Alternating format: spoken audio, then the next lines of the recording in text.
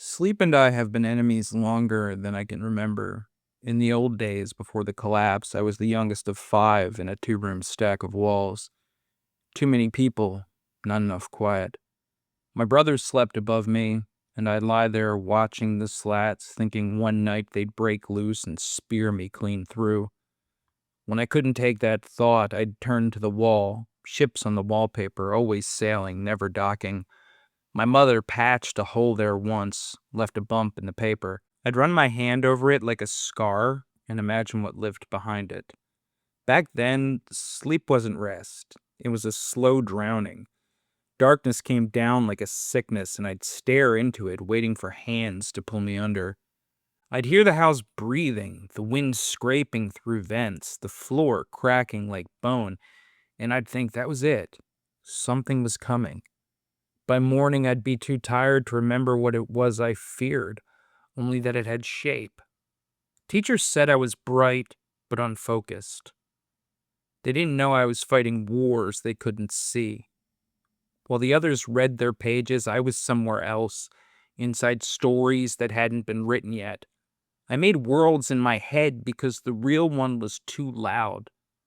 The reel by reels showed men killing men and called it news. They sold pills for happiness, screens for faith. I didn't buy it, but I didn't look away either.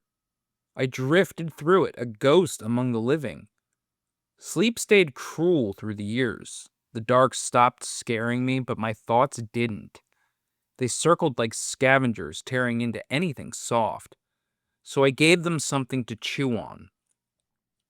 I built fictions out of fear, turned the noise into language. The stories came easy. Life didn't. I worked jobs that burned out quick, wrote till dawn to keep from thinking. I'd pass out around 5 when exhaustion beat imagination. That was my rhythm: write, fade, wake, repeat. When the mind finally broke, I thought I was dying.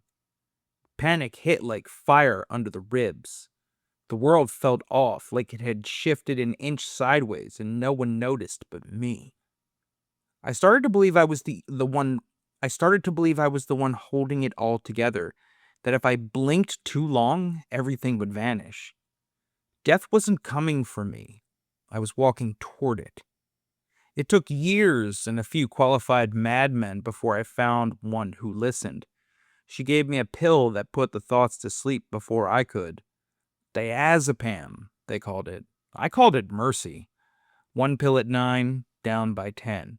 For the first time in my life, the dark was just dark. No claws, no whispering mouths, no falling beds. Now that the world is gone, I sleep most nights. Some nights the walls still talk, and I feel the old restlessness crawling back. When it does, I let it.